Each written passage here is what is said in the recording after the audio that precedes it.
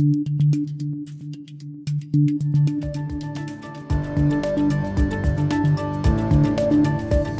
everyone, my name is Anastasiia Lapatina and you're watching This Week in Ukraine, a new video podcast from the Kyiv Independent. Every week, I'll be sitting down with one of my newsroom colleagues to discuss some of Ukraine's most pressing issues. And this week, we're talking about Ukraine's defense of Bakhmut, an embattled city in Donetsk Oblast that has seen some of the fiercest fighting since the beginning of Russia's war against Ukraine. I'm joined by my colleague Francis Farrell, who's traveled to many locations across the front line in the east, including Avdiivka, Sviatohirsk, and other cities, including Bakhmut. Francis, welcome to the show. Great to be here. So, Francis, both of us have been to Bakhmut at different points in time. I went there before the full-scale invasion, and you were there, I think, just over 2 months ago, when the situation was already pretty extreme. But I want you to take us there now. What does Bakhmut look and sound like, and how does it feel to be there? Yeah, so when I was there, it was in the middle of January. And that was when Russia was starting to assault the outskirts of the city on the east side of the Bakhmutka River. And you could hear that all the time. Just 1 or 2 kilometers away, you could hear the rifle fire. You could hear the submachine gun fire from this really close quarters combat. Mm-hmm. And we also got a chance to actually see what it looked like with a really high-end Ukrainian drone unit, basically watching the battle, directing artillery. And it was intense. And while you're in the city, you have this background noise it's just constant, of all different kinds of artillery, incoming, outgoing, rocket launchers, mortars, howitzers. And slowly, after a few days there, you start to be able to distinguish between all of these systems. And so you can hear when that was a Grad rocket system that was just launched in your direction, and you should probably take cover. So it was intense, but it was manageable. You need to stay on your toes, and you can't be too relaxed or too panicked, just alert. But yeah, it's interesting to compare it to when I was in Avdiivka just a week ago, actually, because that was where that city is also now kind of close to surrounded on 3 sides by the Russians, and the kind of artillery fire that is coming in because of that was actually a lot more intense than in Bakhmut in January.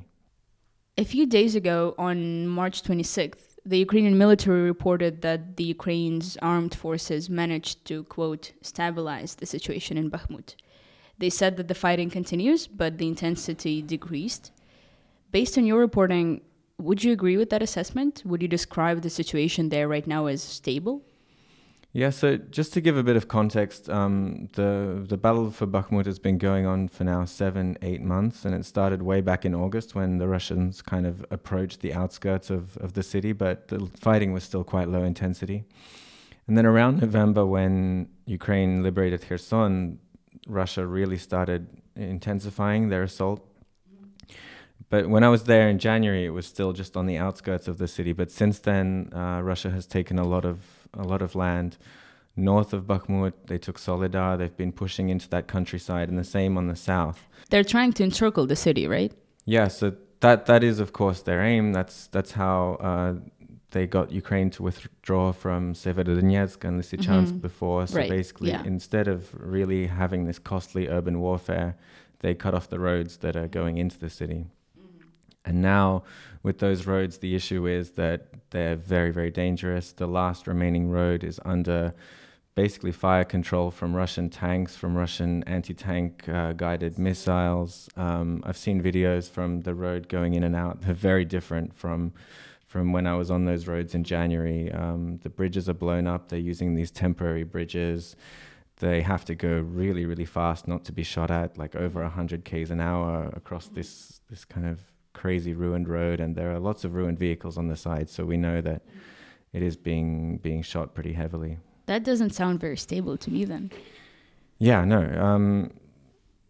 When they use the word stabilization, it's possible that they're referring to the kind of intensity of the Russian attack slowing down, which is completely possible because they've been taking huge casualties, and it's possible they're not able to finish that encirclement. It's possible that they're not able to push very far into the city itself. But at the same time, it's hard to call the situation stable when there really is just these one or two roads left, and the city can be fired upon from so many different sides, and Ukraine can just continue to take such huge losses just from artillery alone.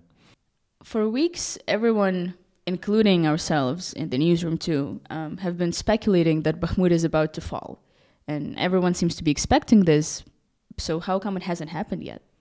So the result of a battle like Bakhmut is very far from a foregone conclusion. It depends on decisions made by both sides. And in this case, Ukraine has been very clear about the fact that they've made this decision to hold Bakhmut. And clearly they've taken measures to do so. And that means reinforcing the city with more units. It means providing enough ammunition and enough support, basically, to continue to hold it.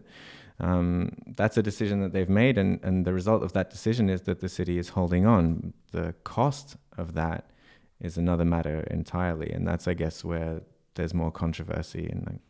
So then why exactly did the government make this decision? I mean, I've seen reports that allegedly the military and the Ukrainian government have had disagreements over this strategy in Bakhmut. What are the different sides of this debate? Yeah, so there was a period about a month ago where there were lots of rumors stoked by local media, by international media, about these disagreements between Ukraine's political and military leadership about whether or not to stay. Since then, they've made very clear that there is consensus, there is agreement, and they've shown a more unified front. And so, yeah, of course, there are arguments saying that they should have left a long time ago. I spoke to soldiers there, people on the ground who said, we should have left weeks ago. Where they're talking about the losses they're suffering and the lack of support that they're receiving. They don't have,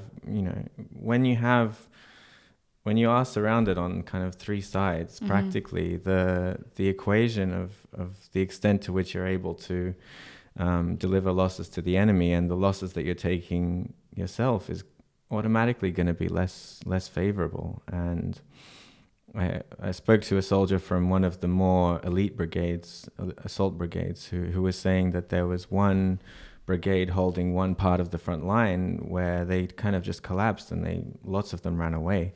And then their brigade was sent in to hold that line and take back those positions, and they did. And I've heard those stories too. And then they were replaced, and then the brigade that replaced them again, a third brigade, they did the same thing. So it speaks to high losses and just a very tough situation in the Ukrainian army. So there's that argument, and some people also say that the positions behind Bakhmut around Chasiv Yar are potentially more defendable, and you won't have those high losses. You won't lose some of Ukraine's most experienced, hardened brigades in a fight that's just no longer favorable, while what's Russia losing? A lot of prisoners, a lot of troops that are disposable for them. And so why is withdrawing to a place like Chasiv Yar, for example, which is very close to Bakhmut, I've been there, why would that be more favorable to us? Well, in Ukrainian and Russian military language, you always have this term, like more suitable frontiers, basically. Like we needed to withdraw to go back to more suitable frontiers. So a line that's going to be straighter, that's not going to be a bulge, that's surrounded on three sides, where they'll be able to fight without being fired upon, basically from behind them. That's the logic. But and yeah, on top of that, there is also the threat. Even though it looks like Russia's attacks might have slowed down a little bit, people use the word culmination, there's still that threat that they could cut off those roads, and that would be truly tragic. That would be a situation of encirclement. It would be like another Mariupol, another Azovstal.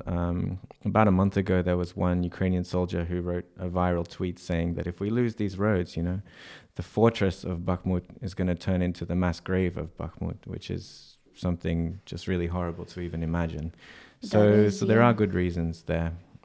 So then, considering all of that, what are the arguments for staying in Bakhmut and defending it? Yeah, the Ukraine's military leadership has made it pretty clear that at the moment, the attrition that the Russians are suffering in their attack on Bakhmut is what makes it worth it. And there was this argument before in the last summer where Russia lost so many troops attacking Severodonetsk and Lysychansk that they were left weak for Ukraine's offensive in Kharkiv later. Oh, right, and yeah. So there's a similar logic, and here we're actually talking about some of these, the most experienced units potentially from the Wagner private military company, which have been the most successful since summer for Russia in attacking and taking new territories. So there is logic there. The other interesting factor is that a lot of people in the past month, when there was this debate about whether we should stay in Bakhmut or not, they were criticizing the decision, and they were saying that it seems to be a political decision because of Bakhmut's symbolic importance. But just today, actually, we had a really extraordinary interview in the Associated Press in a train with Zelensky, where he was very open about this. He was saying, to be honest, it is a politically significant kind of moment. He was really open about the fact that Bakhmut does carry huge political significance. He mentioned everyone. He said that it would make Putin see blood and go forward. It would give him a victory to sell to his people. It would give him a victory to sell to Iran, to China, to the European Union. Yeah, intimidate the West as well. And so he was very clear about this, actually. And the most extraordinary thing is that he even acknowledged that, and he might not even be right here, but he acknowledged the morale effect that it would have for Ukraine as well. Interesting. That losing this city, which has been the focal point of the most intense battles in the whole war, and I can say that in every Ukrainian city, people know guys who were sent out to Bakhmut and potentially killed or wounded there. And so he was open and said, like, this will have an effect on society, and our Ukrainian society. They'll be tired. And he even said they'll push me to compromise with Russia, which is something that hasn't come into the conversation at all before. That's a bit astonishing. I mean, I think the polls, however trustworthy they are, considering the occupied territories, but I think something like over 85 or over 90% of the Ukrainian people are completely against conceding territory and compromising with Russia. Yeah, so I mean, so that's a big claim. I'm not even sure if he's right. I mean, in my discussions, like with people, I don't know if Bakhmut really changes the game, but it is a hard loss to take potentially. And so it's worth remembering that the political motivations here, they do actually count, even for the military picture. It is worth also remembering that ultimately we as journalists, or even professional military analysts, or even soldiers on the front line in their own unit, no one has the full picture, and no one can... The fog of war. Yeah, no one can pretend to understand all the factors, because there are so many factors that go into decisions like this. And the overall military picture, rightly so, is something that only Ukraine's top military leadership have. And obviously they shouldn't be trusted blindly, but they have a lot more information than any of us do. And they've been also very clear about asserting that. They've been very clear with trying to kind of tone down on the criticism sometimes, which has sparked some scandalous moments in our civil society and the journalism sphere. But the military has been very clear on the fact that they know what's best here because they have the intel. It's a delicate dance. It is a very delicate dance, because you understand their motivations as well. For them, the information war is part of this struggle, and they want to have some control, and they understand that the media is more or less on their side, but sometimes they might have that assessment that the way things are being portrayed is not beneficial. Exactly. Yeah. So is the government's plan paying off? I mean, do we know, for example, how many Russians have been killed in the Battle of Bakhmut? Do we know if the casualties really are so high that it's worth it? It's worth us being there?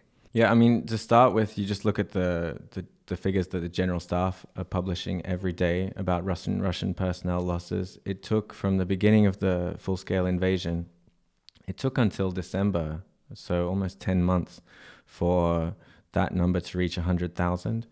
And now in March, it's already 170 something thousand. That's huge. So I didn't even just think look, about that. I mean, I remember, I mean, I guess we all check those numbers every day, right? With our We morning see, coffee. oh, today's, 300, today's 400. And in the last month, it's like, wow, today's 1,000. Today's, and you think that's attributed to Bakhmut? We know that Right. because the spokesperson from that part of the military that's responsible for that sector of the front, he speaks almost every day to Ukrainian media. He telling me, telling other people about the losses they're taking. And it's interesting because there he distinguishes between killed and wounded, which the general staff figures don't.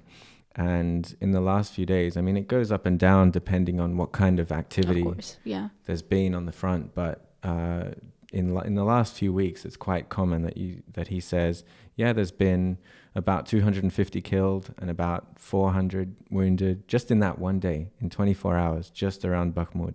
So we know for a fact that the majority of these overall Russian losses figures are coming from around that area, and almost every day it's in the hundreds of killed plus hundreds of wounded, which is just a testament to what it looks like on the ground. If Bakhmut did fall, which potentially could happen, what might be the consequences of that? Well, I mean, you can listen to Zelensky first about the overall political consequences. So he's worried about it. He's worried about the political significance, what that could do for Ukraine's morale, and what that could do for Russia's allies and Ukraine's allies. But then on top of that, you actually have the military situation. And on one hand, it's possible that those lines of defense around Chasiv Yar are better. But then north of Chasiv Yar, further west from Soledar, you have this huge area of open terrain where Russia has consistently found it easier to attack. They've always pushed around the cities and gone around them. And if they could keep that up, hopefully that, they've spent so much on the battle for Bakhmut that they won't have that momentum, they won't have the forces available for that. But in theory they could push that bulge further and further towards Slavyansk and Kramatorsk, which would represent big cities. It would represent a huge kind of shift in momentum in this war, when just a few months ago we were always talking about Ukrainian counteroffensives and when the next one would be, and suddenly Russia's in artillery range of Kramatorsk. It would be tough, but again, nothing is predetermined here. Right. Is there anything special about the defense of Bakhmut specifically? Like anything that stands out to you compared to other important battles like Kherson or the Kharkiv counteroffensive?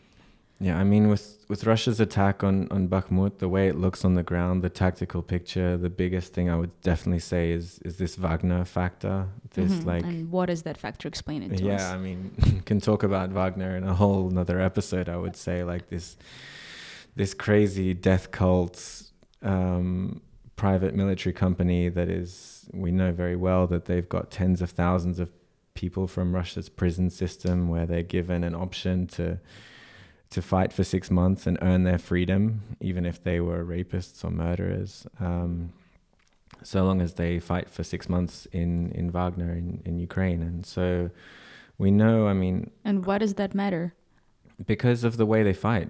Because, I mean, I heard soldiers say they call them like single-use soldiers, like disposable soldiers. So they have some more experienced and better equipped forces as well. I mean, I guess those are the ones who've been to like Africa. Yeah, I mean, that was the old the Middle Wagner. East. Yeah, fighting in Syria, in Africa, all over the place. And so what they do, they use those together. Often they send the prisoners in first, and then they come in with the more experienced soldiers behind. And if that's backed by a lot of artillery, where Ukraine struggles to have the same artillery to respond, it can be, I mean, it's brutal and they take huge losses, but in that sense, the Wagner forces and Russia, they're kind of playing to their strengths because they know they don't care about the lives of these people, and they have a lot of them that they can expend. And what soldiers have also said is that compared to the ordinary mobilized troops, these guys, they don't fear death. They don't care anymore. Lots of people have said that they thought they were drugged up on amphetamines or something. They could be shot and they could keep going. Wow. In that sense, they've been really effective in this kind of fight. And it's just a shame that Ukraine is losing some of its best people and best brigades against this death cult army of prisoners. Yeah. And then there is also this very public now conflict between the founder of Wagner, Prigozhin, and Shoigu, the Russia's defense minister, right? Yeah, it's one of the most interesting episodes for those like people watching the Russian side of the conflict, because there's this misconception about Prigozhin. People call him Putin's chef, and they think that he's very close to Putin. But what this thing has shown, he's very publicly complaining about not having enough artillery ammunition for his Wagner troops. And if he was Putin's best friend, that would not be a problem, right? So he needs to get that ammunition from the Russian Ministry of Defense, from the Russian army, the same Russian Ministry of Defense who he constantly criticizes for being useless and corrupt and unable to wage war effectively in Ukraine. That's pretty novel for the Russian society, isn't it? So, yeah, absolutely. And so you see this, you're kind of eating your popcorn and watching this drama. And thankfully, it's possible that it has a real effect on Russia's ability to attack Bakhmut, because if the Russian Ministry of Defense, the Defense Minister Shoigu, is also keen to slowly bleed Wagner in a way, the same way the Ukrainians want to bleed Wagner out. So Wagner under Prigozhin is really taking a leading role in this Russian assault on Bakhmut. So they were the ones who mostly took Solidar. They are the ones who are pushing into the outskirts of the city now. And Prigozhin really wants to do well. Bakhmut has kind of become his personal prize at that point. Right. That raises his political standing. That gives him more resources and more kind of clout in front of Putin to say that, look, I'm the guy who you need to come to if you want victory. Whereas the Russian Defense Ministry and the Defense Minister Shoigu is a quite open enemy of Prigozhin at this point, who has really criticized them a lot. So in a way, they maybe want to see him fail, or at least even if he doesn't fail in Bakhmut, they want to see him bleed out and become weaker in comparison to the regular Russian army. So Shoigu and Prigozhin are engaging in this kind of internal struggle for power, maybe. Yeah, I mean, we'll see. I guess struggle for favor, struggle for resources, struggle for rent and prestige when it comes to those who Putin goes to persecute his war. And so how does Ukraine's defense of Bakhmut fit into kind of the entire picture, Ukraine's overall plans for the campaign going forward? Yeah, so it's a really kind of tragic thing when you come and you hear these Ukrainian soldiers talking about not having enough support, talking about other brigades fleeing their positions, talking about almost newly mobilized Ukrainian soldiers being sent straight into the fight. And so you get this picture of them not having enough resources, and really suffering worse losses than they should, just trying to hold this city. But then you also know it's a very open secret that Ukraine is preparing for this huge spring-summer counteroffensive. They're getting the Western tanks, the other armored vehicles, they're forming new brigades. So they are saving up. They're saving up ammunition. And you can see on the ground with your own eyes, like how other brigades are suffering, are almost being sacrificed because of that goal. And it's really tough, because Ukraine, they've always said, right, that the lives of their guys, the lives of their soldiers are the most important thing. It's a priority when planning any operation. And comparably to Russia, that certainly has exactly. been proven. It's true. Yeah, in contrast to Russia's kind of cannon fodder, human wave tactics, right? But then you also know it's just a fact that for Ukraine's future, for the future of the war, kind of for Ukraine's viability as a state, this success of this counteroffensive in spring or summer that we're all waiting for is the most important thing. It's not whether we hold Bakhmut or not. And you can see that they need to save up, they need to conserve their strength, and it's tough, yeah. So in a way, this terrible situation in Bakhmut is so terrible almost by design. We're losing a lot of our men, but it also serves our future military aims. That is ridiculously tragic. I mean, yeah, you see it. They talk about not having enough ammunition, not having enough support, and you know that it's there, but it's being held back. Right. I mean, that's anyone's guess whether that's the right decision or not. I guess that's beyond us. Yeah.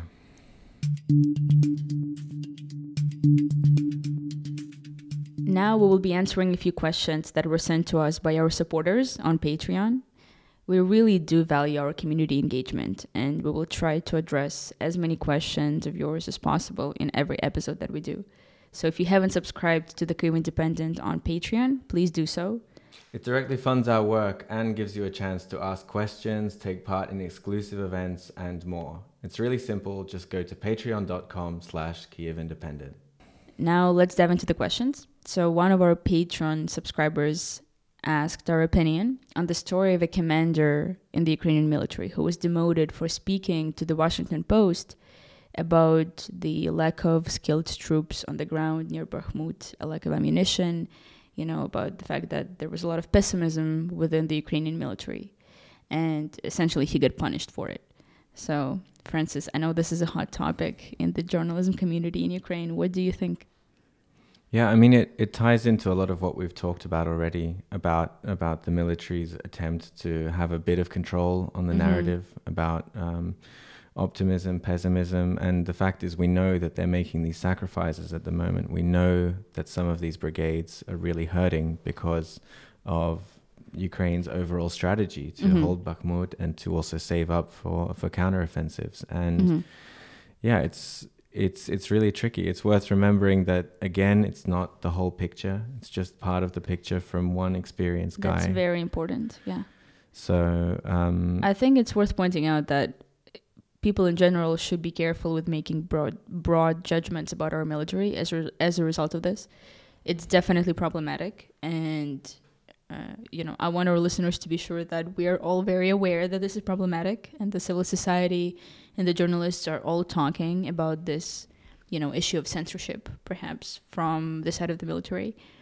But it goes hand in hand with the fact that I think we have to give some understanding to the military. Not on this particular issue, of course, he shouldn't have been demoted, but in general on issues of, controlling what can and cannot be said. I think it's true that we do not have the full picture, and it's this extremely delicate kind of balance that we're playing into here between what is hurting our military interests and what is ultimately the truth that has to be heard. So, yeah. Yeah, it's also worth noting that there are societal consequences to the kind of pain that some of the Ukrainian military is going through, the losses that they're suffering. People take Instagram stories driving past a military cemetery, and they always have this one word, tsina, which they put there, which means cost. So it's about, and at the moment, everyone understands the cost. Everyone accepts the cost more or less because they understand that this will be paying for something.